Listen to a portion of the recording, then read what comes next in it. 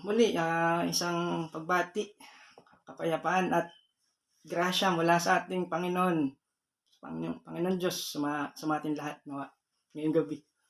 Nawa ang kaalaman, ng karunungan, nawa nga ay ipagkaloob sa atin nang lalo pa nating makilala ang kanyang katangian bilang siya Diyos nating makapangyarihan sa lahat. At ngayong gabi, mga kapatid, beloved,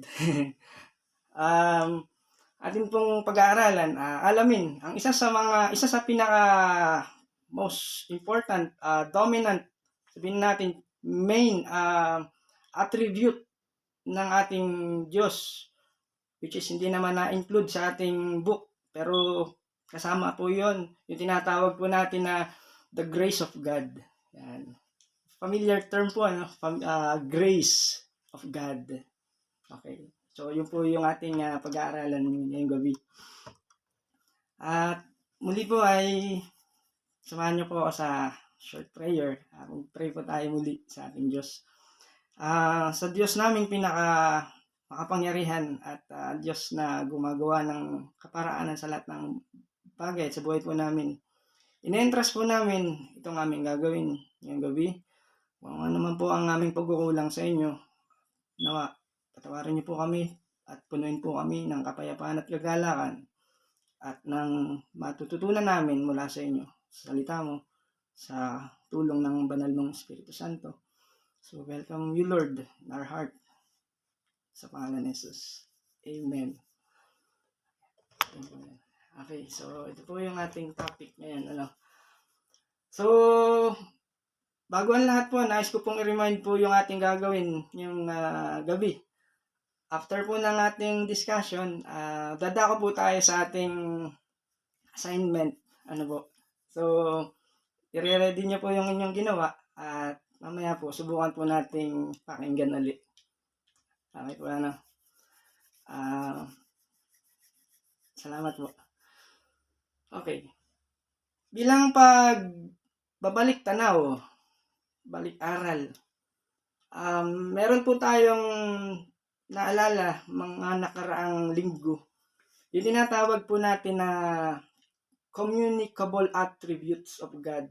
Okay? Na kung saan doon sa communicable attributes of God, ito ay katangian ng Diyos na maaari din nating ma-possess, ma-gain through Him. Okay? Pero meron din naman ng mga katangian ng Diyos na tanging ang Diyos lamang ang may hawak nito. Yung exclusivity nito ay para sa Diyos lang. Subalit, itong topic natin ngayong gabi, it is one of the expression of God's love, okay, for mankind. Yun nga, tinatawag natin na grasya o grace. O yung tinatawag natin na kagandahang loob ng Diyos.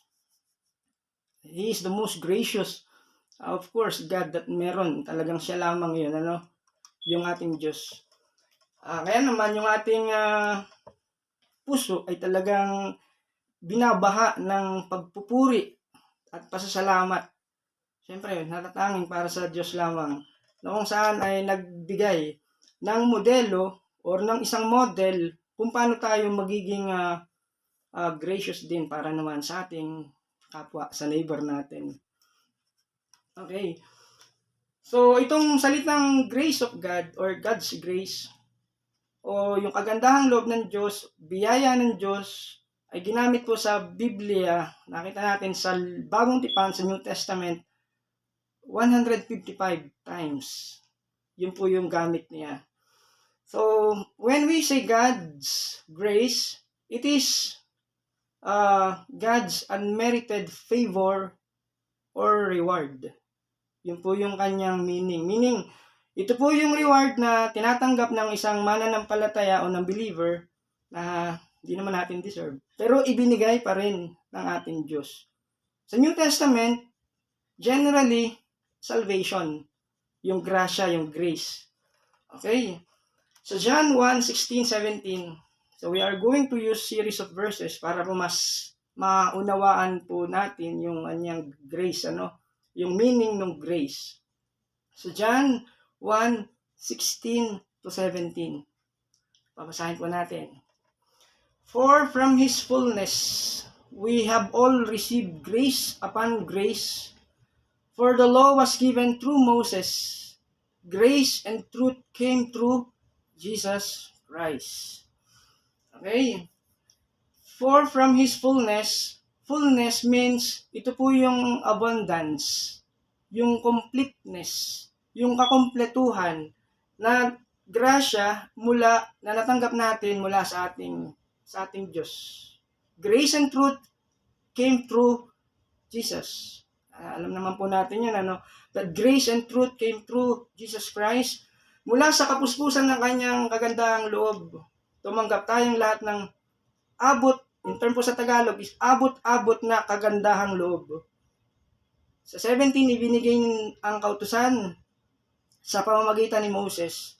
Ngunit dumating ang kagandahang loob at katotohanan sa pamamagitan ni Kristo. So meaning, dumating ang kagandahang loob mula sa Diyos. Ito ay binigay sa pamamagitan ni Lord, ni Jesus, ni Yesu Kristo. So pagka inisip natin, saan galing itong grace na ito? Walang iba kundi ito ay galing sa ating Diyos. Grace for grace, grace upon grace. Pag tinignan po natin yung John 1:16, itong praise na ito, yung words na ito, it means a super abundance of grace. Hindi lang basta abundance, pero super abundance, yung adjective po na ginamit po doon. Okay? Especially, para kanina po yun, sa lahat po ng mga mananampalataya. If we are believers, ay makaka-receive po tayo ng super abundance, grace from God. Grace upon grace. Okay? It means or it implies a constant or overflowing. Tuloy-tuloy, walang putol, dire-diretso. Para sa mga believers, kumaga, we are flooded with the grace or overwhelmed with the grace from God on behalf of the Lord Jesus Christ. So nagumpisa po ito nung reach out po tayo ng Diyos for the salvation. Nung po tayo niligtas ng Diyos at John 3:16, liwanag kong binigay doon. For God so loved the world that He gave His only begotten Son. And whosoever believed in Him shall not perish, but have everlasting life. So, binigay po ng Diyos ang kanyang anak para sa ating lahat to keep us from dying in our own sin. Kasi lahat po ng tao ay pantay-pantay. What I'm trying to say, mga kapatid, lahat ay pantay-pantay kasi lahat ay nagkasala. Lahat ay may mali. Lahat ay may pagkukulang sa Diyos. Okay? Kaya naman, kailangan natin ng grasya mula sa Diyos. Okay? Okay. Sa Ephesians 1:5-8, ito yung talagang super abundance grace, yung divine grace, saving grace na sinasabi. Ephesians 1:5-8, 5-8. He predestined us for adoption. Baga, tayo pinili niya bilang maging anak for adoption. Predestined us to Himself, sa kanyang sarili, as sons, plural, ibig sabihin po, marami po yun, through Jesus Christ, according to the purpose, ayon sa kanyang layunin of His will, to the praise of His glorious grace, with which He has blessed us, as in the beloved. In Him, we have redemption. In Him, sa Kanya may pagtubos para sa atin through His blood. The forgiveness of our trespasses, according to the riches of His grace. According to the riches of His grace, which He lavished upon us in all wisdom and insight. So, doon po nakita at nabasa natin, pinahayag, ni-reveal ng Diyos, yung kanyang glorious grace. Pinili niya tayo, okay, upang maging anak sa pamamagitan ni Yesu Kristo, ayon sa kanyang layunin. So, meaning, may layunin po ang Diyos, at ayon sa kanyang kalooban. Upang sa gayon, ang dahilan ay upang purihin ang kaluwalhatian ng kanyang kagandahang loob o yung kanyang glorious grace. Kaya naman, nag-overflow, di ba yung mga believers, pag nalaman niya, naunawaan niya yung gospel of truth, light, being He as our Savior, na instead na sa yung destination is going to hell, so tinanggap niya ang Panginoong Hesus, nagkaroon ng pag-asa, nagkaroon ng forgiveness, nagkaroon ng justification, at nagkaroon ng sanctification, sinasanctify ng Diyos araw-araw. So, by the time, i-glorify naman siya, okay, ng Diyos in heaven. Ayon sa kaganda, sa gayon ay purihin ang kaluwalhatian ng kanyang kagandahang loob. Pero yung term dito, nasagana, napakadami, napakalawak, niyang ibinigay sa atin sa pamamagitan ng kanyang minamahal na anak. Isang nag-iisang anak, begotten Son. Tinubos tayo ni Kristo, natin yung redemption, okay, sa pamamagitan ng kanyang dugo, ng kanyang kamatayan. Naturally, para pag may pagbuhos ng dugo, kailangan may mamatay. At dahil sa dugo na yun, ito ang nangyari, at pinatawad ang ating mga kasalanan. Na ganoon kasagana ang kanyang kagandahang loob na ibinuhos niya sa atin ayon sa kanyang karunungan at kaalaman. Okay? So, what else? So, ano po yung nakita po natin sa Ephesians 1:5-8? Yun nga po, yung super abundant ng kanyang grace. He predestined us, He adopted us through His Son to praise His glorious grace. He blessed us, being as a beloved, sabi niya, Henry, through the redemption by His blood, and He forgave us. Okay? According to His riches, grace. That's why God is gracious. Grace of God is our topic. Okay, what else? Another thing, showing the immeasurable riches of His grace. Ayon sa hindi masusukat na grasya, kagandahang loob ng Diyos is from Ephesians 2:7. Okay, maganda po, may Bible po tayo para ma-check po natin.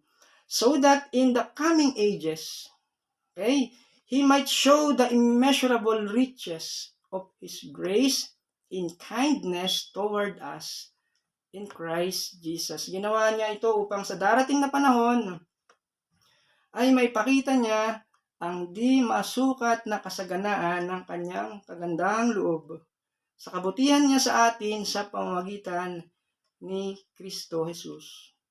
Okay, darating po ang panahon, yun po yung nais niya at ginawa niya upang ipakita niya sa ating mga mananampalataya yung kanyang immeasurable riches of His grace.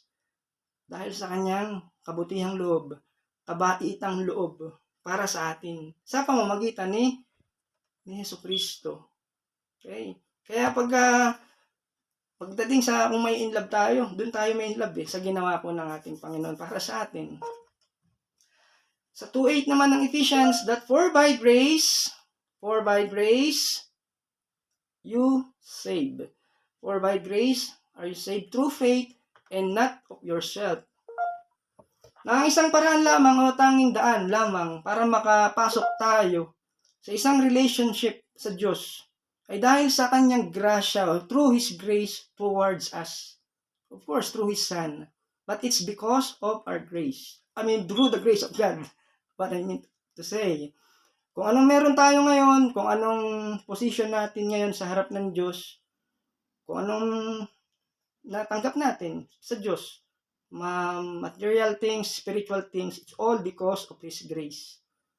Okay, yung salvation and everything, it's all by the grace of God. And it's not by our works. Okay? For by grace, you're saved through faith. Okay? Then, sa Old Testament, pag tinignan po natin kung paano nag-umpisa itong grace na ito ng Diyos, ay sa kasaysayan sa Genesis, kay Adam, sa Garden of Eden. Okay? Sa Garden of Eden, when God killed an animal to cover the sin of Adam and Eve. Genesis 3:21, ito po yung sabi, sa Genesis 3:21, and the Lord God made for Adam and for his wife garments of skins and clothed them. Why? Because of their disobedience to God. Na kung isipin natin, pwede namang sabihin natin na patay na lang si Eva at si Adan ng Diyos because God is holy. Pero ang ginawa niya, pinili pa rin ng Diyos to make a way for them to be right with God. And this pattern of grace continues in the Old Testament. And of course, sa New Testament, yun nga ginawa ng Diyos, si Lord mismo yung ibinigay. I mean, yung grace niya through His Son, okay, for us to have the forgiveness na naging atonement. To atone what? For a sinful man like us. So, yun yung tanging paraan para magkaroon ng kalinisan, ng kapatawaran sa kasalanan. So, it was not the physical blood of those sacrifices by itself that cleanse sinners. Hindi naman totoo yung dugo ng animals But it was the grace of God that forgave those who trusted in Him. Sa Hebrew 10:4, for it is impossible for the blood of bulls and goats to take away sins. Hindi naman yung blood. Ginamit yung blood, pero ang totoo, it's because of the grace of God per se, by itself. Okay? Yung sarili, yung kung sino yung nagtiwala sa Diyos, for it is impossible for the blood of bulls and goats to take away sins. Sapagat ang dugo ng mga toro at mga kambing ay hindi makakapawi ng kasalanan. Okay? But from Genesis 15:6, ito po sabi niya, and he believed the Lord, si Abraham, and he counted it to him as righteousness. Si Abraham ay sumampalataya kay Yahweh. At dahil dito, siya itinuring ni Yahweh bilang isang taong matuwid. So, it's because of faith. Right? It's by grace of God. Why? Because itong faith ng tao na ibinigay para sa tao ay mula rin sa Diyos. It's because of the grace of God. That's why, yan ang nangyari. Tinuring na matuwid. Barahan ko po ng buo. Si Abraham ay sumampalataya kay Yahweh. At dahil dito, siya itinuring ni Yahweh bilang isang taong matuwid. That's why it's not through the blood of animals, sacrifice, but it's through faith, through grace of God. So the word of grace, yung salitang grasya na ito, ay ginamit ng ilang beses ni Paul for his greeting sa mga churches. Okay, for example, sa Romans 7:1-7, pakinggan niyo po ito. Kung paano niya po ginamit yung grace sa greeting sa mga kapatid. So what's the application nito? Tayo rin pwede natin gamitin as we greet sa ating mga brothers and sisters in Christ. To all those in Rome who are loved by God and called to be saints, grace to you and peace from God, our Father, and the Lord Jesus Christ. Grace to you.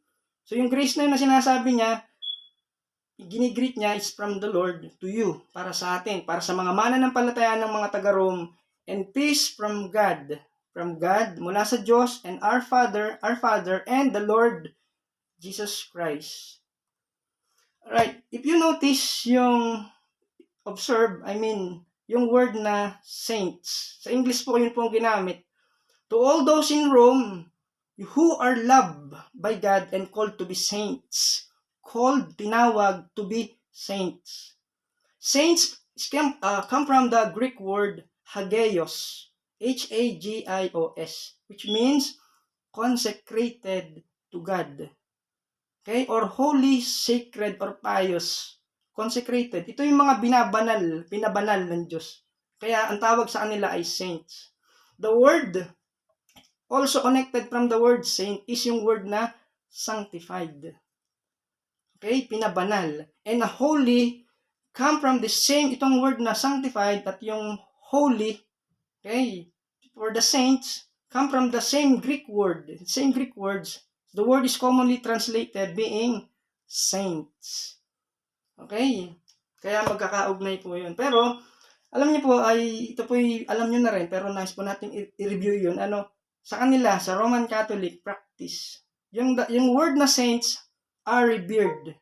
Yung mga santo, dinadasalan, ginagalang po sa kanila in some instances, sa kanila po 'yon. Pero alam niyo sa Bible, yung salitang saints, they are revered, they are worshiping and praying only to God alone. Kaligtad po sa atin ang Diyos, tayong mga, yung mga binanal ng Diyos, si Lord po yung sinasamba, wino-worship. Pero sa kanila, yung mga saint nila, sila po yung dinadasalan. Kaya po nabanggit yun kasi na-experience po natin nang ako pinandun. Yung mga rebulto, yung mga santo, mga saints. Ayun po yung ginagawa, Pagka every year, pag may mga festivities sa Tayabas, na ikot po, may prosesyon, may dala pong cross na gano'n, na naglalakad sa alye. Noon po yun, nasa group pa po tayo ng Catholicism. Then may meron po kaming dati na bisita iglesia, yearly, bumibisita po sa mga simbahan, pumupunta sa bawat simbahan ng bayan around Tayabas. Noon po. So, saints daw po saints. Pero tao lang po yun, kaya hindi po pwede. Only God alone ang siya lamang worship at sasambahin. Alright, so ito po yung Tagalog. Pag tinignan po natin sa 1.7 ng Roman 1.7. Sa inyong lahat na nasa Roma, mga minamahal ng Diyos at tinawag. Okay, sabihin may tinawag po ang Diyos upang maging banal, to be sanctified. Sumayin niyo nawa ang pagpapala at kapayapaan mula sa Diyos na ating Ama at sa Panginoong Heso Kristo. Okay, another verse, yung greetings ni Paul through his epistle or letter to the Corinthian church, 1 Corinthians 1:3. Ito po yung paraan kung paano niya uli ginamit yung word na grace. 1 Corinthians 1:3. Grace to you and peace from God our Father and the Lord Jesus Christ. What's the similarity? Ginamit po niya uli sa greetings niya yung grace. Okay? As well as yung peace. Because He is the author of grace and peace. Ang Diyos po natin, from our Father and the Lord Jesus Christ, from the Godhead themselves. 1 Corinthians 1:3, sumayin niyo nawa ang pagpapala. Yun po yung ginamit doon, pagpapala. Instead na, other word, kagandahang loob. Sa Tagalog po, ang ginagamit nila, kagandahang loob. Sumayin niyo nawa ang pagpapala at kapayapaan mula sa Diyos na ating Ama at mula sa Panginoong Jesucristo. Okay? Same thing din po sa Book of Titus 1:4 to Titus. Ito po si Paul para kay Tito. To Titus, my true child in common faith, grace and peace from God the Father and Christ Jesus our Savior. Right?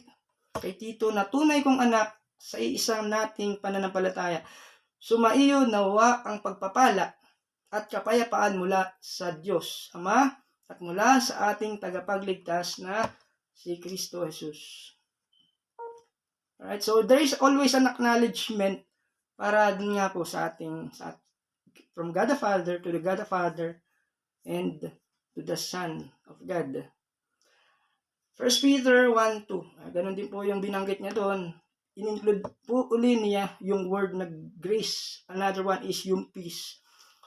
1 Peter 1:2, according to the foreknowledge of God the Father, in the sanctification of the Spirit, for obedience to Jesus Christ, and for sprinkling with His blood, may grace and peace be multiplied to you. So magana, yung pagsabi niya multiplied, so padamihin Pag tinignan natin, kayo pinili ng Diyos Ama. Pinili, okay, chosen. You are the elect. Ayon sa kanyang layunin. Okay, may layunin po ang Diyos para sa atin, of course, to know God. Okay, to worship God, to reveal His glory. Okay, at sa mulat mula pa at pinabanal ng Espiritu Santo, Holy Spirit po yun, nagsasanctify po upang maging through the Word of God, upang maging masunurin kay Jesucristo. Of course, through the Word of Jesus. At nilinis sa pamamagitan ng kanyang dugo, through faith. Sumagana nawa sa inyo ang kagandahang loob at kapayapaan. Po yung ilan sa napakagandang mga words, na pwede rin po natin gamitin while greeting yung ating mga kapatid, May grace and peace be multiplied to you in the knowledge of God and of Jesus our Lord. 2 Peter 1:2. But they are not equal. They are not the same. Yung pong mercies and grace. Okay? Mercy and grace. Magkaiba pong konsepto po yun. Pero those two concepts or terms are the attributes only, from God. Of course, pwede rin nating ma-achieve, maging may pakita sa iba. Gracious. Alright, for example, yung nabanggit ko po kanina, that God shows both mercies and grace. They are not the same. Mercy, ito po yung literal meaning po ng mercy, Mercy withholds a punishment we deserve. Withhold. Yung salitang withhold, pinipigilan. Ang alin? Yung punishment na talagang we are deserving to be punished. Talagang para sa atin talaga yung punishment. Pero mercy, yung awa ng Diyos, wini-withhold niya. Pinipigilan niya po yun. While yung grace naman, grace gives a blessing we don't deserve. Okay, hindi natin deserve. What we deserve is hell. Yun po yung totoo. But because of His grace, grace gives what? Blessings that we don't deserve. Yun po yung grasya, yung kagandahang loob po ng Diyos. Yung mercy, yung pong pinipigilan niya, para po bang magulang, gusto mo nang paluin yung anak mo, pero you're withholding because of what? Mercy. Okay? Ngayon, gusto mong bigyan ng regalo yung anak mo kahit hindi naman dapat bigyan, binigyan mo. Because of what? Grace. So magkaiba po yan. Pinapakita lang po niya na God is also merciful and God is also what? Gracious God. Okay? In mercy. Sa ito naman po, 2 Corinthians, una, Titus 3:5. Titus 3:5. Okay? That He saved us not because of works. Not because of works done by us in righteousness, but according to His mercy. Ginamit po niya doon yung word na mercy. How? By washing of regeneration and renewal of the Holy Spirit. Washing of regeneration, meaning naboborn again, nababago yung kalooban, at nililinis kaya tayo ng Word of God. Nare-regenerate, nagbabagong isip, nagbabagong loob through repentance. And the renewal of what? The Holy Spirit. Iniligtas niya tayo, hindi dahil sa ating mabubuting gawa, kundi dahil sa kanyang habag sa atin. Tayo niligtas niya sa pamamagitan ng Espiritu Santo na naghugas sa atin upang tayo panganak na muli. Karoon ng regeneration. Ipanganak na muli through, of course, the Holy Spirit. At magkaroon ng bagong buhay. Yan. Hindi sa ating good works, but because of His mercy. Of course, because of His grace. 2 Corinthians 5:21, for our sake, He made Him to be sin, who knew no sin, so that in Him we might become the righteousness of God. Okay, but from 5:10 ng Romans, ito naman po yung sabi po ni Paul, from 5:10 ng Roman. Dati, tayo mga kaaway ng Diyos. Dati, sabi po niya, ngunit tinanggap na niya tayo bilang mga kaibigan. Okay, bilang mga kaibigan sa pamamagitan ng pagkamatay ng kanyang anak. Kung i-imagine po natin yun, halimbawa lang meron kang anak, okay, tapos gusto mong, kunwari, dahil sa kasalanan ng iba, kailangan mong ibigay yung anak, yung iyong isang anak na ito, na ang dahilan, ang purpose niya iligtas, pero bukod doon, namatay na yung kanyang anak, pero hindi naman nanatiling namatay kasi nabuhay after 3 days, pero ang sabi niya, upang maging sabi niya, upang bilang mga kaibigan, ngunit tinanggap na niya tayo bilang mga kaibigan sa pamamagitan ng kanyang anak. Yung anak niya namatay, pero tayo, inari niyang kaibigan. Di ba? Parang wow. Siya lang pumagawa na. Dahil dito, merong dahilan, merong kasiguraduhan, sabi, tiyak na maliligtas tayo sapagkat si Kristo ay buhay.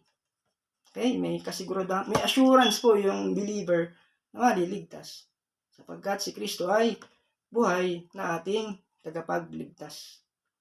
Kung hindi siya nabuhay, wala tayong tagapagligtas. Lahat ay baliwala. Lahat ng pinagpapagalan ng tao para sa Diyos, kung wala si Kristo, kung hindi kay Kristo, kung hindi siya nabuhay, pero hindi papayag ang Diyos sapagkat siya ay anak ng Diyos na siyang binigay bilang tagapagligtas natin. Okay? Then, because of the grace of God, He offer us forgiveness. Lagi po nating naririnig yan. God is a forgiving God. Malawak, malalim, malapad. Talagang doon yung ino-offer na pagpapatawad po ng Diyos. Para sa atin, Hebreo 8:12, sapagkat patatawarin ko ang kanilang mga kasalanan at kalilimutan ko na ang kanilang mga kasamaan. Okay, yun po yung pangako po ng Diyos. Kasi naka-future po ito. Future tense. Kasi ito pong term na to, ito pong verse na ito ay of course a verse na kung saan nagsasabi. Sabi niya, patatawarin ko ang kanilang mga kasalanan at kalilimutan ko na ang kanilang mga kasamaan. Ganon din naman sa Ephesians 1:7, tinubos tayo ni Kristo sa pamagitan ng kanyang dugo at pinatawad ang ating mga kasalanan. Ganon kasagana ang kanyang kagandahang loob. Okay. Alright, what else? Ganon din naman sa Colossians 1:19-20. Kung ating titingnan yung kung gaano kasagana ang kanyang kagandahang loob, yung grace of God to us, ito po yun. Sabi niya sa Colossians chapter 1:19-20, karoon po ng reconciliation po yung tayo para sa Diyos at yung tao. Sapagkat minarapat ng Diyos, minabuti ng Diyos na ang buo niyang kalikasan ay manatili sa anak, kay Jesus. Yung buong kalikasan ng Diyos, nasa kanya ring anak. At sa pamamagitan ng anak, niloob ng Diyos na ang lahat ng bagay ay maging sa langit o sa lupa ay ipagkasundo sa Kanya. Pagkasundo, meaning to reconcile yung tao at sa Diyos.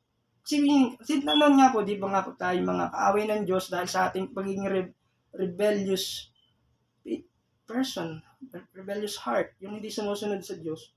Sa last part, sabi niya, nakamtan ng kapayapaan sa pamamagitan ng dugo ng kanyang anak na inialay sa krus. Okay, yung sacrifice ni Lord, nakamtan ng alin ang kapayapaan. Kaya nga yung tao na halimbawa, labas sa pananampalataya kay Kristo, kahit buhay, yes. Pero alam niyo yung gift of peace from God, mahirap i-achieve pag siya lang. Kailangan niya ng Diyos para maging panatag ang lahat. Nakamtan ng kapayapaan sa pamagitan ng dugo ng kanyang anak na inialay sa krus. Ano po yung meron sa grace of God? Of course, yung tinatawag natin na abundant life. Okay, abundant life. John 10:10. Marating ang magnanakaw para lamang magnakaw, umatay at manira. Si Satan po, hindi po ba? Naparito ako, si Jesus, upang ang mga tupa ay magkaroon ng buhay na masaganang lubos or abundant life. Maring ito yung abundant life is yung salvation, kasama ng Diyos, eternity, abundant life, abundant peace, joy, di po ba? Incomparable sa mga bagay na magbibigay ng sagana sa lupa. Because everything na meron sa lupa, alam natin, temporary lang, pansamantala lang. So yung pangako niya, ito yung eternal, meaning hindi mauubos, hindi mawawala. Alright? Masaganang buhay na lubos. Then, what else? Eternal treasure. Sa Luke 12:33, Of course, another thing na binigay niya, yung kanyang kagandahang loob, because of the grace of God, Holy Spirit. Okay? Sa Luke 11:13, kayo ngang masasama ay marunong magbigay ng mabubuting kaloob sa inyong mga anak. Lalo na ang inyong Ama na nasa langit na magbibigay ng Espiritu Santo sa humihingi sa Kanya. Meaning, ang Holy Spirit ay galing din at bigay din mula sa masaganang pagpapala mula sa Diyos. Okay, kung walang Holy Spirit, paano tayo matututo? Paano tayo ma-edify? Paano tayo maliliwanagan sa ating mga ginagawa, binabasa, inaaral? Di ba? Ano natin madidistinguish between right and wrong? I mean, even yung pangako ng Diyos. So, maraming pangako ang Diyos. Pag inunawa natin yung magagawa ng power ng Holy Spirit. Okay? It's by Spirit. In His Spirit. Okay, what else? Ito pa po. Yung kasaganang loob, yung masaganang pagpapala mula sa Diyos. Alright, grace, again, is our topic. Is God giving the greatest treasure to the least deserving yung grace? At hindi karapat-dapat, of course, it is the greatest treasure to the least deserving, which is every one of us. We don't deserve. What we deserve is punishment from God. But again, because of the grace of God, which is the greatest treasure given, which is every one of us, least deserving, the grace. Hindi naman ako o tayo, karapat-dapat doon. Pero ginawa pa rin ng Diyos para sa atin. Kaya grace. Alright?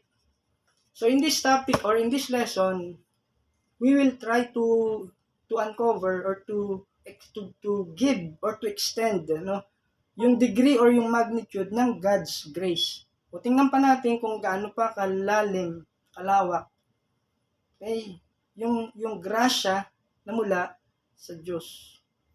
But mainly, salvation is the main thing, which is accomplished through His only begotten Son, the Lord, our Savior. Makikita po natin yan dito. Sa 1 Corinthians 15:10. Okay, pero but before that, tingnan po natin yung iba pang mga layunin po natin. Why we need to learn the attribute of God like this, grace of God. Because alam nyo, pagka naunawaan natin halimbawa, yung mga katangian na ito ng Diyos, mas pag nakilala natin ng Diyos, mas lalalim, madidipan yung pagsamba natin sa Diyos, yung pagsunod natin sa Diyos, yung presensya ng Diyos. Even though may mga times na dumadaan sa pagsubok, sa mga trials and tribulation, yung personal nating buhay, if we know God, alam natin kung sino yung Diyos nating tatawagin. Alam natin kung anong kayang gawin ng Diyos. Okay? Alam natin kung ano yung mga magagawa ng Diyos, katangian ng Diyos na pwedeng iparanas sa kanyang mga anak. So, ating i-explain, ano yung karakter ng Diyos? Okay, God's incomparable grace. Ating subukan tingnan iyon. Then, to show the unworthiness of man to receive God's grace. Unworthiness of man, meaning, we're unworthy before the Lord. But again, we receive God's grace. Papakita po ng ilang mga verses later. And then, to commend the grace of God which ought to lead to thankfulness and worship. Okay, yun nga. Di nga po ba, pagka nakilala natin ng Diyos, specifically yung grasya, the grace of God, so it might lead to thankfulness and higher worship to God. Alright, so we will use again this teaching. The grace is constant theme in the Bible. Palagi nating nababasa, particularly, it culminates in the New Testament. Sa Bagong Tipan, maring meron din, sigurado tayo, sa Lumang Tipan, sa Old Testament. John 1:17, the word translated grace from Greek.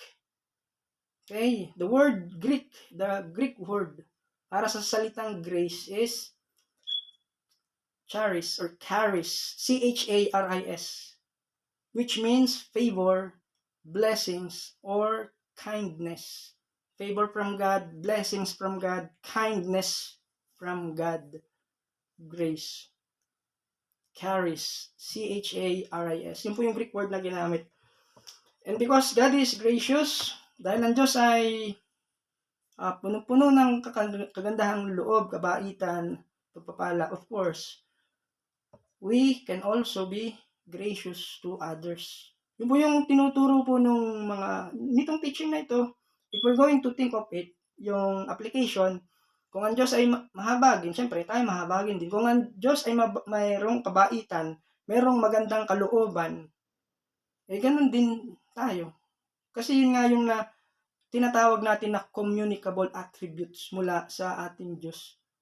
Katangian ng Diyos, tinatanggap natin para din sa iba. Kaya yung mga Kristiyano, nakikilala kung tunay at hindi.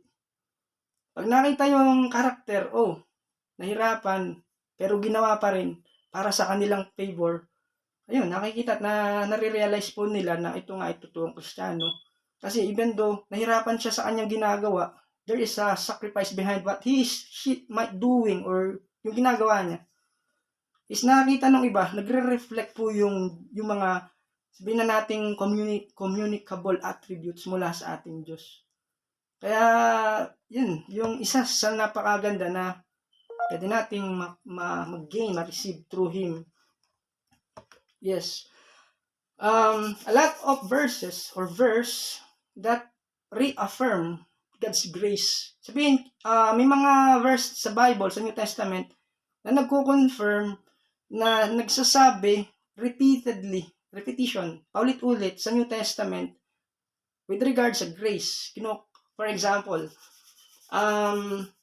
sa 1 Peter 4:10, pag tinignan po natin ito, each of you, ito po yung grace, again, yung tema po natin, yung topic, each of you should use whatever gift you have received. Gift? May natanggap po ba tayong gift mula sa ating Diyos? Of course. To serve others as faithful stewards of God's grace in its various form. So lahat po ng mananampalataya o mga believers of Christ, meron po yung kanya-kanyang mga regalo mula sa Diyos or gifts. But you should use, sabi niya, there's a command, you should use whatever gift you have received. Kung anong tinanggap na gift from God, kailangan daw po ito ay i-practice, exercise, or ibahagi, gamitin to serve others. Whatever it is. 1 Peter 4:10. Bilang mabubuting katiwala, meaning good steward of the Lord, katiwala ng iba't ibang kaloob ng Diyos. Maring hindi isa, hindi dalawa. Yung iba marahil sa inyo, mga kapatid, ay maraming mga kaloob mula sa Diyos. At gamitin ninyo ito, sabi niya, gamitin ninyo sa kapakinabangan ng lahat. Ang kakayahan tinanggap ng bawat isa sa inyo. Why? Kasi itong mga gifts na yon, halimbawa, merong gift. Balang araw ito ay ipagsusulit sa Diyos. Kung anong ginawa natin sa gift na ito. Kung ito'y basta tinago lang, hindi ginamit, so mananagot tayo sa ating Panginoon. Di po ba may parable of talent na naalala sa Gospel of sa New Testament. Doon, yung isa doon, ginamit niya, nag-multiply, dumami, maraming nakinabang. Of course, yung isa naman, tinago niya. Pero anong nangyari? Nagalit po ang Diyos. Binigay pa sa iba. Tinanggal pa sa kanya, binigay sa iba. Okay, so yan po. Then, receive a gift. Gift, mga regalo. So, basically, itong gift na ito is spiritual gift. Graciously given from God. Meaning, graciously given, sabihin, ang Diyos po ang nagbibigay. It is supernaturally designed ability. Ibig sabihin, itong kakayanan ito ay hindi kakayanan na mula sa Diyos na ibinibigay niya sa lahat o sa bawat mananampalataya lamang. Okay? By which, of course, the Holy Spirit ministers to the body of Christ. At may gift, kailangan ma-empower din ng Holy Spirit. Kahit may gift, pero hindi halimbawa, yes, hindi ginamit o ginamit. But itong gift na ito, kailangan empowered by what? The Holy Spirit. Under the Holy Spirit. Okay? That minister to the body of Christ. Kaya hindi lang marunong, hindi lang mahusay. Kailangan ay, alam niyo yun, Talagang nandun yung pagsama ng Holy Spirit. That's why we need to be humble before the Holy Spirit. Because He belongs to the Trinity from the Godhead. Okay? Holy Spirit. The Greek word, okay, is charisma. Charisma. Yung gift, Greek word. Emphasize the freeness of the gift. This gift cannot be earned. Hindi naman natin pinursin o talagang pinurso, i-work up ito. Pero alam niyo yun, yung spiritual gift, ito ay naturally, divinely, graciously given. Okay? Through the grace of God. Ayon sa kagandahang loob ng Diyos. Alright? What else? Sa 1 Corinthians 15:10, ito po ang sabi niya. But by the grace of God, I am what I am. Si Paul, because of the grace of God, I am what I am. And His grace toward me was not in vain. On the contrary, I work harder than any of them. Though it was not I, hindi ako, but the grace of God that is with me. Again, sa Tagalog, ngunit dahil sa kagandahang loob niya, nagsasalita po si Paul, ako'y naging isang apostol at hindi naman nawalan ng kabuluhan ang kaloob niyang ito sa akin. Katunayan, nagpagal ako ng higit kaysa sino man sa kanila. Kino-compare niya yung kanyang ginawa, sa ibang mga apostles, mga disciples ni Christ sa early church. Subalit hindi ito dahil sa sarili kong kakayanan. Okay? Hindi dahil sa atin. Kundi ito ay dahil sa kagandahang loob ng Diyos na nasa akin. Because of the grace, but by the grace of God that is with me. Okay, so yan po that is from 1 Corinthians 15:10. Once again, is about the grace from God. Titus 2:11-15. Medyo haba lang po mga kapatid, pero subukan po natin tingnan ito. Titus 2:11-15. For the grace of God has appeared. Okay, inihayag na ang kabutihan, kagandahang loob ng Diyos in past tense for all people, training us to renounce ungodliness and worldly passion, to live self-controlled, upright, and godly lives in the present age, waiting for our blessed hope, the appearing of the glory of our great God and Savior Jesus Christ, who gave Himself for us to redeem us from all lawlessness and to purify for Himself a people for His own possession who are zealous for good works. Okay, haba po, pero mas check po natin dito sa Tagalog. Sapagkat nahayag na ang kagandahang loob ng Diyos na nagdudulot ng kaligtasan sa lahat ng tao. Ito ang nagtuturo sa atin na talikuran ang makamundong pamumuhay at damdaming makalaman at mamuhay tayo sa daigdig na ito ng may pagpipigil sa sarili, matuwid, karapat-dapat sa Diyos, habang hinihintay natin ang pinagpalang araw na ating inaasahan. Ito ang araw na mahahayag ang kaluwalhatian ng ating dakilang Diyos at tagapagligtas na si Jesus, Kristo, na naghandog ng kanyang sarili upang palayain tayo sa lahat ng kasamaan at linisin tayo upang maging kanyang sariling bayan na masigasig sa paggawa ng mabuti. Okay. Ipahayag mo ang lahat ng ito at gamitin mo ang iyong buong kapangyarihan sa pagpapalakas ng loob at pagsaway sa iyong mga tagapakinig. Huwag mong hayaang hamakin ka ninuman. But again, those passages, it's because of the grace, declaring the grace of God. Dahil sa kagandahang loob ng Diyos, nagdudulot ng kaligtasan. Okay, ito pa, nagtuturo sa atin na talikuran ang makamundong pamumuhay at damdaming makalaman. Merong pagpipigil sa sarili, matuwid at karapat-dapat sa Diyos. Yun yung mga commands po sa atin as a believers. Okay, then sa 15, kung ating titingnan, ipahayag mong lahat ng ito at gamitin mo ang iyong buong kapangyarihan sa pagpapalakas ng loob at pagsaway sa iyong mga tagapakinig at huwag mong hayaang hamakin ka ni numan. It's because of what? The grace of God. Sa Titus 2:11, ito po yung binanggit po naman doon. Okay. Titus 2:11, grace of God. So, doon po it's not simply divine attribute of the grace, but binanggit po doon that Jesus Christ Himself being the grace incarnate or personified or become man. Titus 2:11, it's because of the grace of God. Grace of God, again, it's a God supremely gracious gift. Supreme meaning, ito yung sabihin natin, pinakadakila, pinakamalaking pagpapala o regalo to fallen mankind. Fallen mankind. Kasi, di ba, because of the depravity of man, yung fallen man, tayo ay tao, nilikha ng Diyos, nagkamali, nagkasala before God through Adam and Eve. So, because of that, there is a God's grace or God's supreme gracious gift, Jesus Christ. John 1:14, ito ang ginawa po ng Diyos.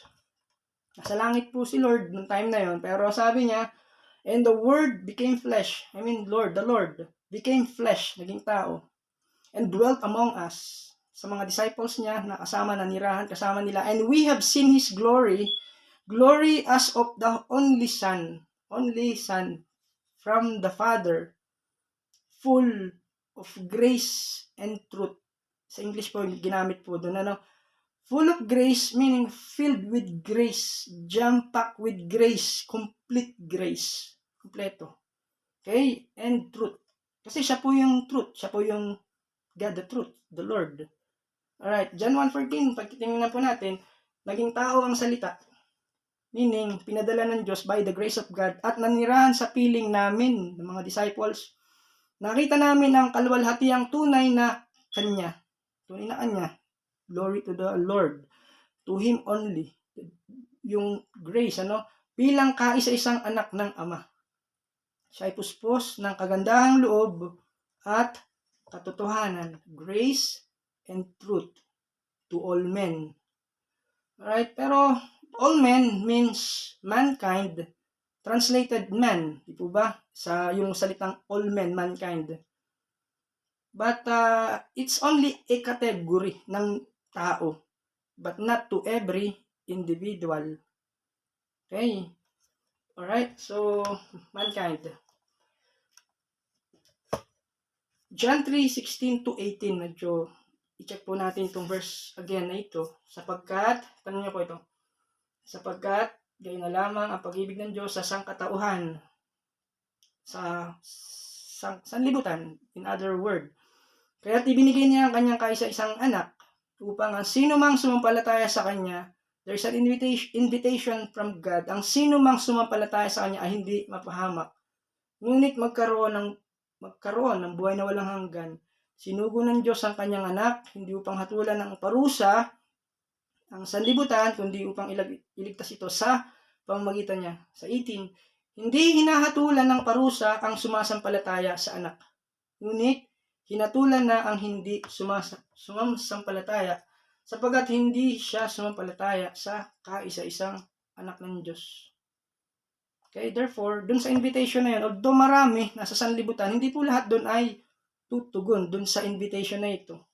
At ang totoo, hindi naman lahat ay elect, hindi naman pinili ng Diyos. That's why, sabi niya, upang ang sino mang sumampalataya sa Kanya hindi mapapahamak, kundi magkaroon ng buhay na walang hanggan. But again, we need to spread still the truth. Dahil malay natin, dun sa out of many, meron pala dong tinawag. Meron pala dong elect. Na kailangan lang niyang masabihin na natin, ma-awaken, matrigger yung kanyang spiritual mind, heart, ma-realize yung kanyang kakulangan, ma-realize na hindi niya kayang iligtas ang kanyang sarili. Hindi niya kayang iligtas ng kanyang pagiging siya, kanyang ginagawa, kanyang righteous deeds, but only the Son of God. Alright? By the grace and mercies of God. Because from 1 Timothy 2:5, sapagkat iisa ang Diyos at iisa ang tagapamagitan natin sa Diyos at sa mga tao, ang taong si Kristo Jesus. Kasi ginamit yung term na tao kasi siya ay nagkatawang tao. But at the same time, He is God. That God the Father gave God. God gave God His only Son. 1 Timothy 2:6. Ito po yung ginawa niya ni Lord para sa atin. The grace of God. Inihandog niya ang kanyang buhay upang tubusin karon ng redemption. Ang lahat mula saan? Sa kasalanan. Kasi lahat tayo makasalanan. Ang katotohanan ito ay pinatunayan sa takdang panahon. Meaning, takdang panahon, lahat ng, di ba, ang tao nabuhay noon, ngayon, at may mabubuhay pa, wala pang Panginoon. So, meron siyang nakatakdang panahon para iligtas yung tao. I mean, dun sa moment na siya ay manampalataya. Inihandog niya ang kanyang buhay upang tubusin ang lahat mula sa kasalanan. Ang katotohanan ito ay pinatunayan sa takdang panahon. Sa 1 Timothy again, 4:10, ito naman nasabi, For to this end we toil and strive, because we have our hope set on the living God, who is the Savior of all people, especially of those who believe. Okay, merong particular person, group, for those who believe. Dahil dito nagsisikap tayo at nagpapagal. Sapagkat umaasa tayo sa Diyos na buhay. Kaya yun po inaasahan lang natin, Umaasa tayo sa Diyos na buhay at tagapagligtas ng lahat ng mga tao. Lalo na ng mga sumasampalataya. Kaya importante po yung faith. Okay? But again, this faith also a gift from God. Siya po ang nagbigay ng pananampalataya po sa tao because of His grace. Okay? Kaya po tayo natutong sumampalataya dahil din po sa Kanya. Kasi siya po yung nag-umpisa, siya rin po yung tatapos. Magliligtas po sa atin. That Paul makes clear in opening the words to letter to Titus. Salvation becomes effective only through the faith of God's elect. Titus 1:1. Tingnan niyo po.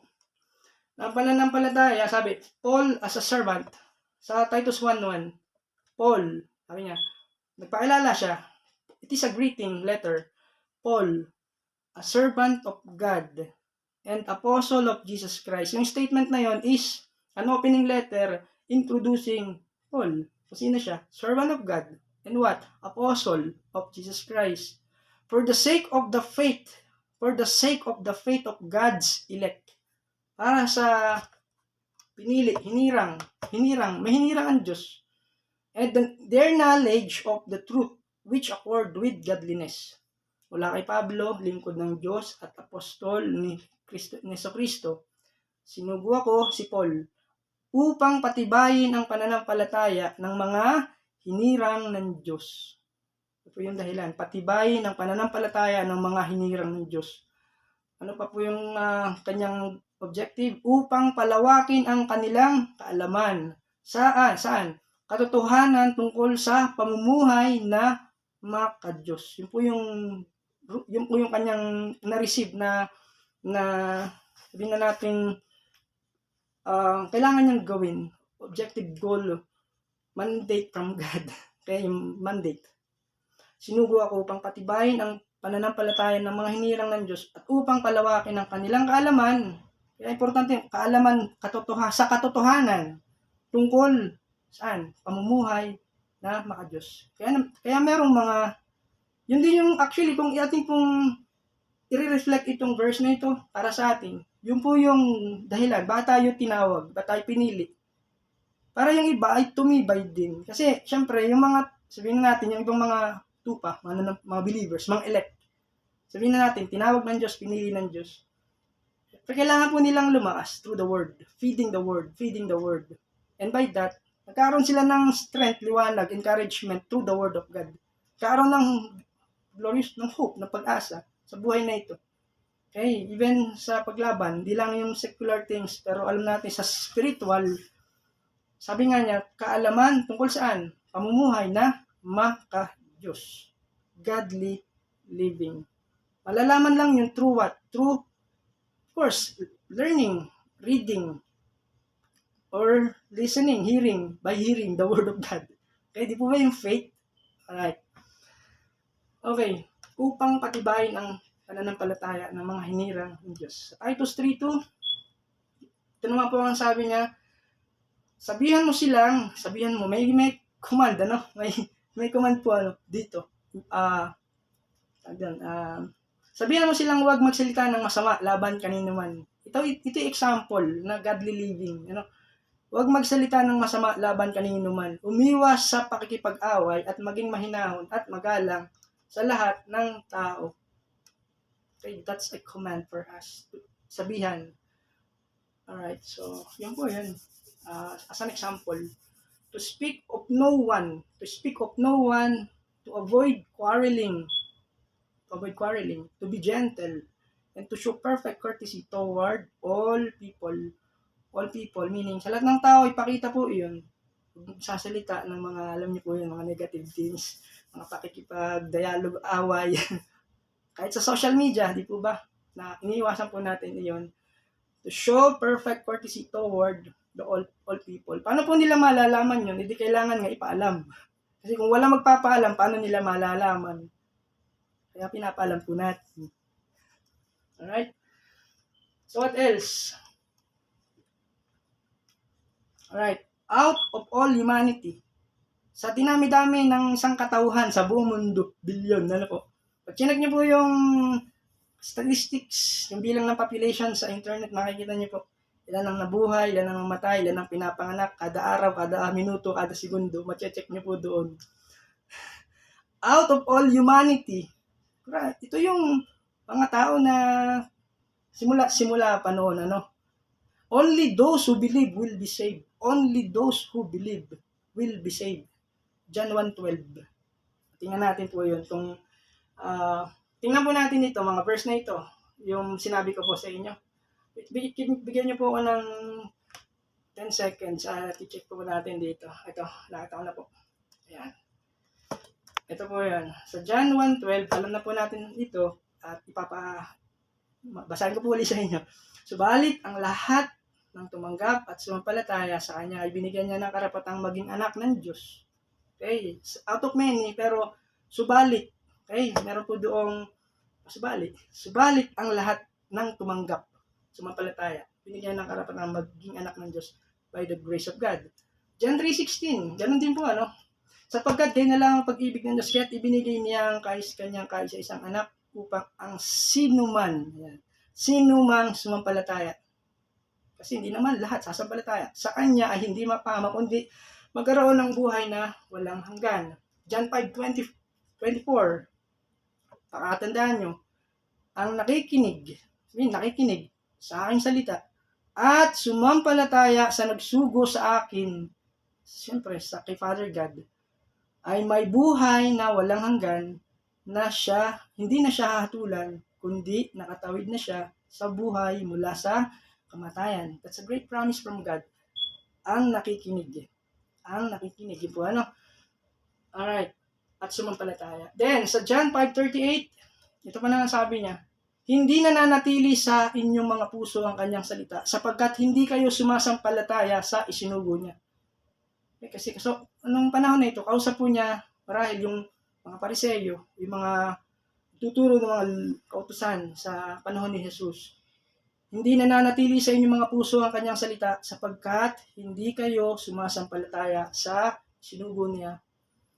Sa John 5:40, ngunit ayaw naman ninyong lumapit sa akin, meaning kay Lord, kay Jesus, upang kayo'y magkaroon ng buhay. So meaning, yung tao kailangan ay lumapit. Pero itong mga tao na kausap niya, ayaw namang lumapit kay Lord. John 5:40. Sa John 6:40 naman, ito naman nasabi, sapagkat ito ang kalooban ng aking Ama, ang lahat ng nakakakita sa anak at sumasampalataya sa Kanya ay magkaroon ng buhay na walang hanggan at sila ay muli kong bubuhayin sa huling araw. John 10:9. Ako ang pintuan, meaning si Lord. Ang sino mang pumasok sa pamamagitan ko ay maliligtas. Papasok siya ay lalabas at makakatagpo ng pastulan. And then sa Roman 10:9-17, pwede nyo check nyo po mamaya sa Bible at talagang, ito po yung napakagandang pangako po ng Diyos, that out of all humanity, only those who believe will be saved. Okay, yun po yung ilan sa mga verses na nabasa po natin. Okay, quotation from Martin Luther, ito naman yung sabi po niya. Ang pananampalataya ay isang buhay. I-convert po natin sa Tagalog. Ang pananampalataya ay isang buhay. Yung faith, ito'y buhay. Hindi matitinag na pagtitiwala sa biyaya ng Diyos. Grace of God, God's grace. Hindi matitinag, talagang matibay. Hindi gagalaw to, talagang tiwala. Pagtitiwala saan? Sa biyaya ng Diyos. Ito ay tiyak. Ang isang tao ay mamamatay ng 1,000 beses para dito. Ang ganitong uri ng pagtitiwala at kaalaman sa biyaya ng Diyos ay nagpapasya sa isang tao na nagtitiwala at masaya tungkol sa Diyos at sa lahat ng nilalang. Ganun po yung kanyang yung style ng kanyang quotation, talagang pagdating sa pananampalataya, hindi matitinag yung pagtitiwala sa biyaya ng Diyos. Kahit ilang beses, sabi niya, isang tao mamamatay ng 1,000 beses para dito, pero hindi mawawala yung kanyang pagtitiwala. Kaalaman, saan? Sa biyaya ng Diyos at nagpapasaya sa isang tao, nagtitiwala at masaya tungkol sa Diyos sa lahat ng nilalang. Di ba? Tama po naman, Dahil sa ating pananampalataya, nagiging joyful yung tao sa kanyang pagsunod. Pag hindi tayo sumunod, mararamdaman natin yung loob natin malulungkot. Parang wow, na-disobey ko si Lord. Parang nandun yung konsensya na parang wow, nandun na yung kinukundik po tayo. May mga instances po na ganun. Nakagawa ka, naisip mo, nagawa mo, nasalita natin. So, of course, yung Holy Spirit kumikilos. Pinapaunawa, i-realize that there is a sovereign God, that there is God. We have to be accountable. Mga ganun pong bagay ba? Okay, God's grace is free. Yung kape, may bayad po yan, Sister Weng, tama? Yung kape. Alright, but God's grace is free. Okay, God's grace is free. Yeah. The gospel of the Lord, of Jesus Christ, is a gift that God offers. O di po ba nakakatuwang isipin, nakakamanga, you will amaze, that the gospel of the Lord is a gift that God offers and extend to those who are guilty. Yes, we are guilty. I am guilty. When we say guilty, syempre, yung consciousness natin, yung mind natin, aware na may mali talaga tayo. Kaya, guilty. But grace and works, of course, cannot mix. Ulitin ko, grace and works cannot mix. Hindi po pwedeng pagsamahin.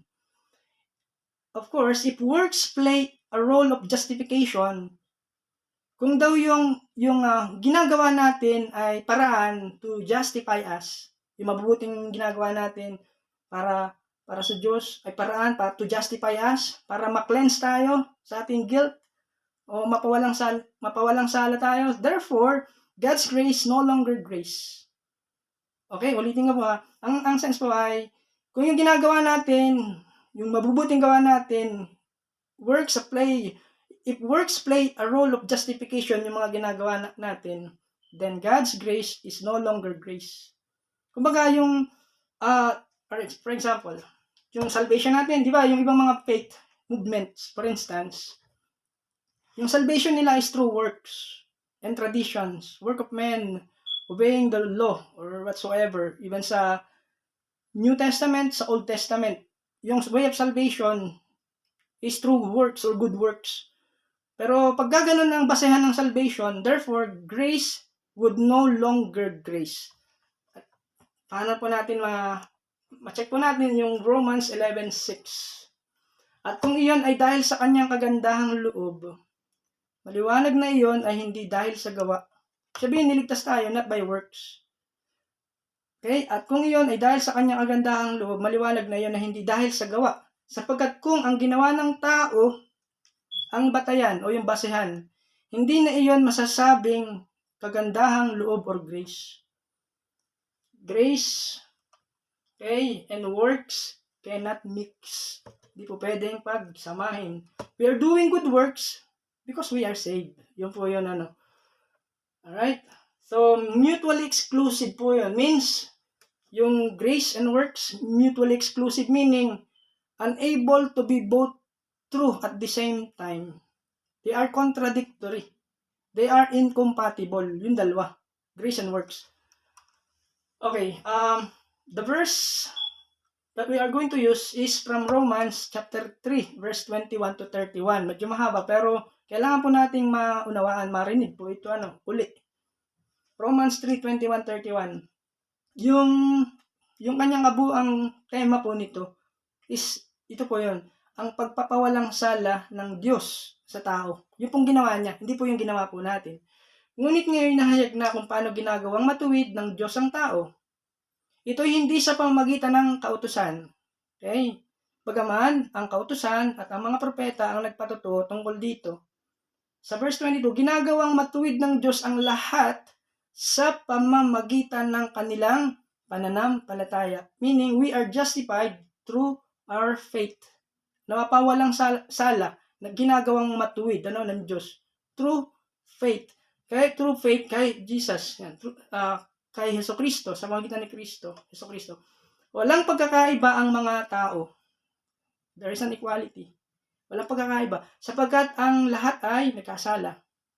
At walang sino mang nakaabot sa kaluwalhatian ng Diyos. Ngunit, dahil sa kanyang, take note, dahil sa kanyang kagandahang loob na walang bayad, that's why grace is free. Walang bayad niyang ibinigay, sila'y tinuring na matuwid.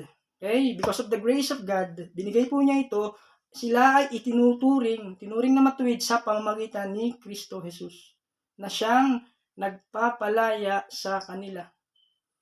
Siya ang inialay ng Diyos bilang handog upang sa pamamagitan ng kanyang dugo ay mapatawad ang kasalanan ng lahat ng sumasampalataya sa kanya. Ginawa ito ng Diyos upang patunayang siya ay matuwid sapagkat noong unang panahon ay nagtimpi siya at pinagtisan ang mga kasalanan na gawa ng mga tao. Ngunit ngayon ay pinakita ng Diyos na siya ay matuwid at tinuturing niyang matuwid ang mga sumasampalataya kay Jesus. Kaya ano ngayon ang ating may pagmalaki? Wala. At bakit naman tayo magmamalaki? Dahil ba yun sa ating pagsunod sa kautusan? Hindi. Kundi dahil sa ating pananampalataya kay Kristo. Kung gayon, maliwanag na sa pamamagitan ng pananampalataya ay tinuturing na matuwid ang tao at hindi sa pamamagitan ng pagtupad sa kautusan. Okay. Alright, so yan po It's through grace, through faith alone. Kung bakit nagkaroon ng justification po yung tao. By faith through His Son, Jesus. Kaya ginagawang matuwid sa harap ng ating Diyos. Through the Lord, through our faith, through His only Son. Okay, ang pagpapawalang sala ng Diyos sa tao. This is a good news.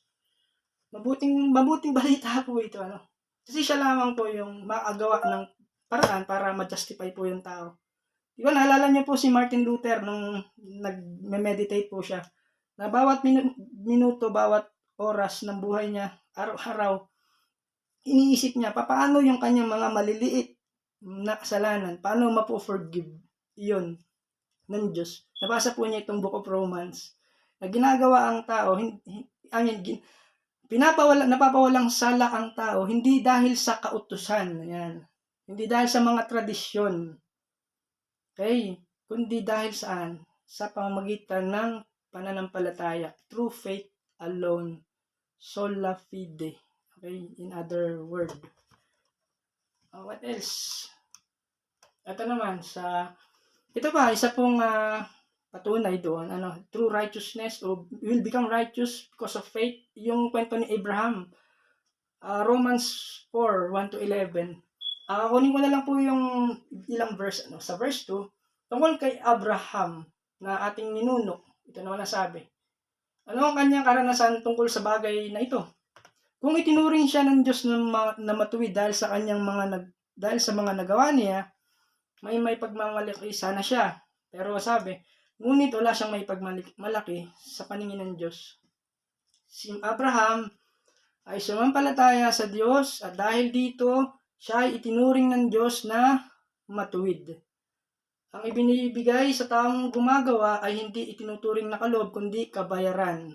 Okay, kabayaran, yung kaloob, binibigay sa taong gumagawa ay hindi tinuturing na kaloob, kundi kabayaran. Ngunit, ang hindi nananalig sa sariling mga gawa, kundi sumasampalataya sa Diyos na nagpapawalang sala sa makasalanan ay itinuturing na matuwid ng Diyos dahil sa kanyang pananampalataya. Okay, so it's true faith. It's not the works that made us justified before the Lord, before God. Pero alam natin, we are doing good works because that's the product of our salvation. Tama po ba? Yung mga tao na gumagawa ng mabuti by faith because we know our God, the attributes of God, who is God in our life. Okay, yun. What else? Alright, what else? From the Old Testament naman, paghahayag ng kasalanan at kapatawaran. Kumbaga sa Lumang Tipan, may binanggit po din tungkol doon. Sa awit o Psalms 32 verse 1 and 2, mapalad ang taong pinatawad na ang kasalanan. Who is blessed? Dito, yung pinagpala ay mga tao na pinatawad na ang kasalanan. At pinatawad rin ang kanyang mga pagsalansang. Okay, sa verse 2, mapalad ang taong hindi na pinararatangan sa harap ni Yahweh, hindi siya nandinlang. Actually, yung galing sa Romans chapter 4, verse 7 to 8 was quoted from Book of Psalms 32:1-2. Okay, doon po niya kinote po yun. Pag ating pong kinumpare, halos parehas. Di po ba? Pinagpala ang mga taong pinatawad na ang pagsuway. Sa awit naman, mapalad ang taong pinatawad na ang kasalanan. They are almost the same. That's why yung New Testament, Book of Romans, yung verse na yun, was being quoted from the Old Testament Book of Psalms, chapter 32, verse 1 and 2. Okay, gayon din naman. Alam namin ang tao ay pinapawalang sala sa pamamagitan ng, ito po Galatians 2:16. Alam namin ang mga tao ay pinapawalang sala sa pamamagitan ng pananampalataya kay Kristo, kay Kristo, at hindi sa pamamagitan ng pagsunod sa kautusan, kaya't kami sumampalataya kay Kristo, Jesus, upang mapawalang sala sa pamamagitan ng pananampalataya sa Kanya at hindi sa pamamagitan ng kautusan, sapagkat walang taong pinapawalang sala sa pamamagitan ng pagsunod sa kautusan. Okay, so I do not nullify the grace of God.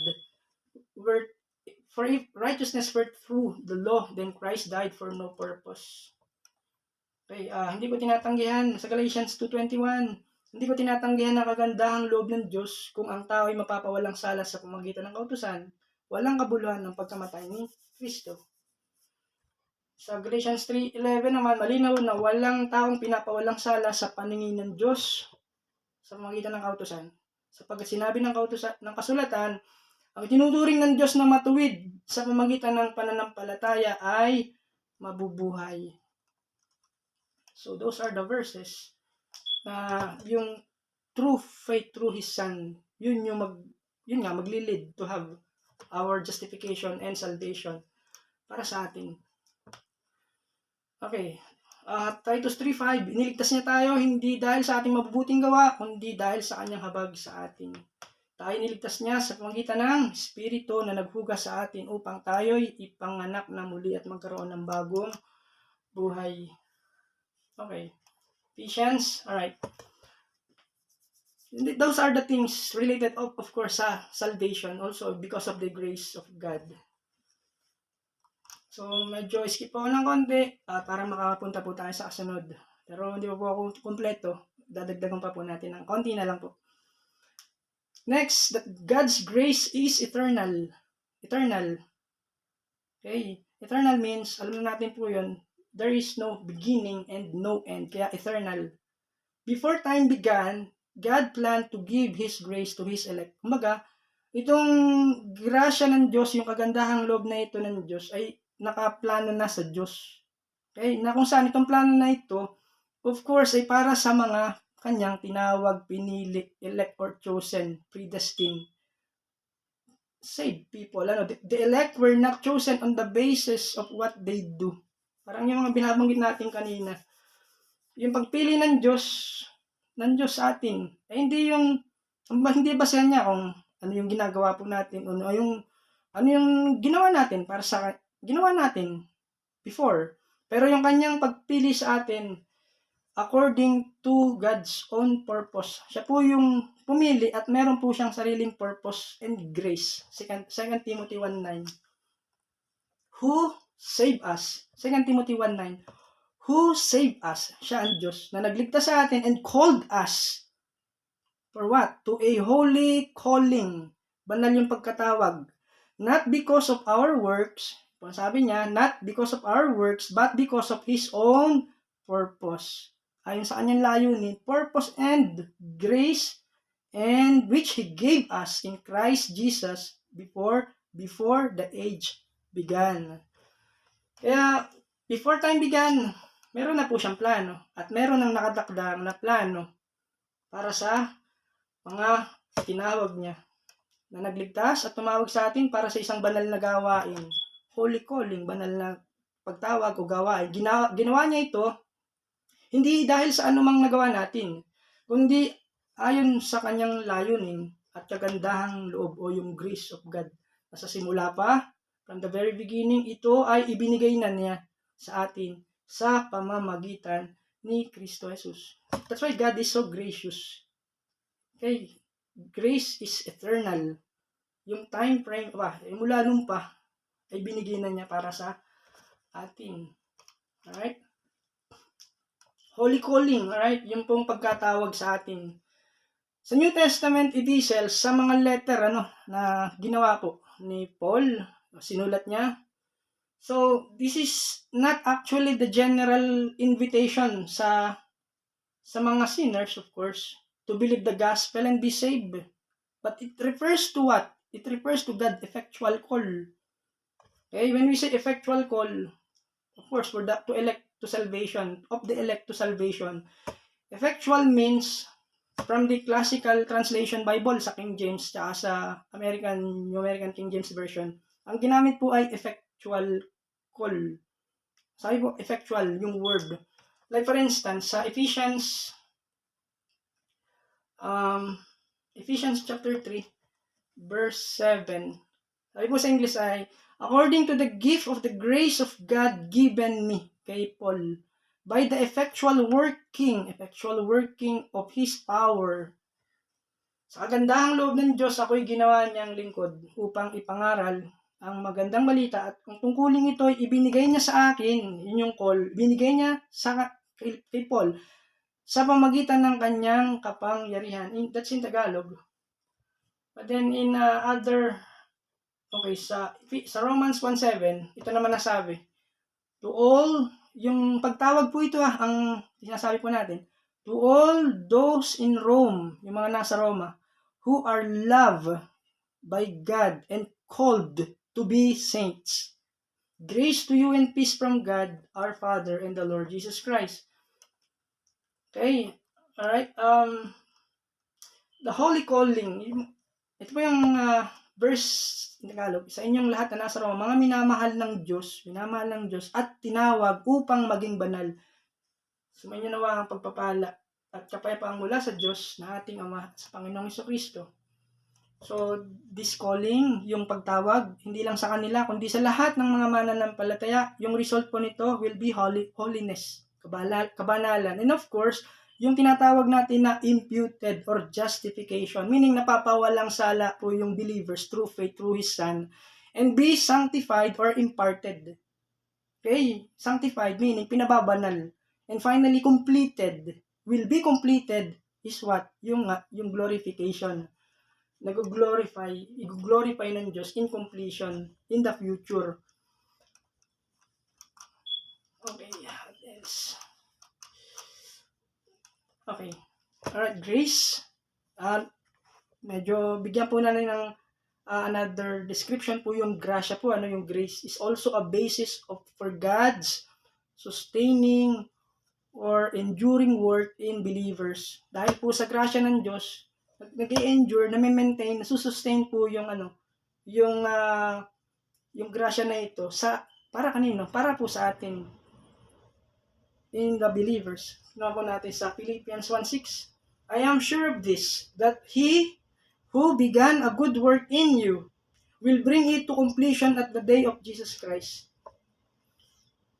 Kumbaga, meron ng certainty, natitiyak. Sabi niya, natitiyak kung ang mabuting gawa na pinasimulan sa inyo ng Diyos, o nagumpisa ang Diyos, ng mabuting gawa na ito, ay kanyang lulubusin hanggang sa araw ni Yesu Kristo. So, that's why the grace will be maintained, sustain, or endure, okay, in the work in the believers. Para sa mga mananampalataya, siya po yung gumagawa pa rin, kaya nagiging matibay, matatag. Tuloy-tuloy po yung ginagawa po ng Diyos. It's because of His grace to us. Sa Judas 24, sa kanyang na makapag-iingat sa inyo upang hindi kayo magkasala. Si Lord ang Diyos na makapag-iingat sa inyo upang hindi kayo magkasala. Si Lord po yung gumagawa po ng way at makakapagharap sa inyo ng walang kapintasan, blameless. Ang Diyos pa rin po yun.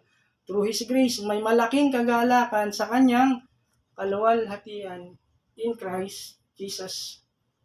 Okay, so those are the things na binabanggit po niya regarding maintaining or enduring, sustaining, God's sustaining work in the believer's heart. Yung grace pa rin niya. Siya po yung nagsusustain. What else? Another thing, that God's grace is far-reaching. Sabihin ng far-reaching, extended po yung grasya niya sa lahat halos, almost around the globe.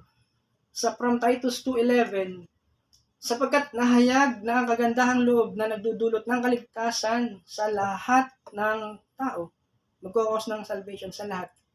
Kasama po dito lahat, babae, men, women, Gentiles, Jews, slave and free, educated, uneducated, people from all languages and all cultures. Kaya, yun nga po, talagang universal. Kung isipin natin yung grace. Pero nga, hindi lahat ay nagre-response dun sa good news, sa gospel. Alright? God's grace is mediated. Sabihin, yung grasya na ito, mediated, siyempre, ang Panginoon natin, siya na tagapamagitan. From 1 Timothy 2:5, saying that, 1 Timothy 2:5, second. Ating i-check po ng mabilis lang po dito at di po pala napalagay din sa text. Okay. Yan. 1 Timothy 2:5. Sapagkat isa ang Diyos at isa ang tagapamagitan sa Diyos at sa mga tao, ang taong si Kristo Jesus. But then, there is no salvation outside of Christ. Ulitin ko po, there is no salvation outside of Christ. Walang kaligtasan pag wala at labas kay Kristo through faith. Romans 5:15. But the free gift is not like the trespass. But for if many died through one man's trespass, si Adan po yan, much more have the grace of God and the free gift by the grace of that one man, Jesus Christ, abounded for many. Subalit magkaiba ang dalawang ito. Dahil ang walang bayad na kaloob ng Diyos ay hindi katulad ng kasalanan ni Adan. Totoong maraming tao ang namatay dahil sa kasalanan ng isang tao, dahil kay Adan, kay Eva. Ngunit ang kagandahang loob ng Diyos, the grace of God, ay mas dakila, gayon din ang kanyang walang bayad na kaloob sa maraming tao sa pamamagitan ng kagandahang loob ng isang tao, si Yesu Kristo. That's why there is no salvation outside of Christ. That Christ alone can represent man to God and God to man. Since He or the Lord Jesus is fully God and fully man. Si Lord po yun. God reincarnated to become man. That He, the Lord Himself, can represent man to God and God to man. To have Christ, kung meron tayong Kristo, is to have everything. Siyempre, pag nasa atin si Kristo, nasa atin na lahat. Not to have Christ is to have nothing. Pag wala si Kristo, wala na, saysay. Ang buhay, kahit mayaman, di po ba? Pag wala si Kristo, paliwala po lahat. Kaya makamtan man natin lahat ng karangyaan sa sanlibutan, pero kung wala si Lord, wala rin. Okay, to have Christ is to have everything, not to have Christ is to have nothing. God's grace is saving. Yung grasya po ng Diyos, kagandahang loob ng Diyos, dahil sa kagandahang loob ng Diyos, saving, nagliligtas. God's grace saves believers from God Himself. Apart from His grace, mankind can only expect His judgment and wrath. Yun po yung inaasahan lamang ng tao. Yung puot, galit, paghukom ng Diyos, kung wala ang Diyos, kung wala si Kristo. But that's because of God's grace. Through God's grace. God's grace is saving. Romans 5:20. Okay, God's grace is super abounding. When you say super abounding, talagang there is no amount of sin that God's grace cannot overcome. Nang magkaroon ng kautusan, dumami ang pagsuway. Ngunit sa pagdami naman ng mga pagsuway, ay lalong sumagana ang kagandahang loob ng Diyos. Okay, God's grace is transformative. Transform ng buhay ng isang tao. He transformed believers into the image of Christ. 2 Corinthians 3:18. At ngayon naalis na ang talukbong na nagniningning sa ating mga muka. Ang kaluwalhatian ng Panginoon at ang kaluwalhatian iyan ay nagmumula sa Panginoon na siyang Espiritu. Ang siyang magbabago sa atin mula sa isang antas ng kaluwalhatian hanggang tayo maging kalarawan niya. It's because, again, of God's grace. That God's saving grace, again, saving grace is transformative. Siya po yung nag-change from glory to glory para sa mga believers. Okay. So, that's all for tonight, mga kapatid. That's all about God's grace. Medyo mahaba po, no? Pero okay lang po. At least we have another, set of ideas regarding the grace of God. So, glory to God. And before we end, let's have a prayer. Panginoon Diyos, salamat po sa nabasa po namin. It's all about the grace of God. So much abounding para sa aming mga puso. Naunawaan namin sobrang pagpapala na inilalaan mo para sa inyong mga pinili, mga elect, mga anak, tinawag na nakakagawa kami ng mga bagay na naging mabuti para sa ikaluluwalhati mo, para sa iba rin, maranasan ito. The grace of God abounding, so much in power. Salamat po sa Holy Spirit, the Word of God. Amen. In Jesus' name.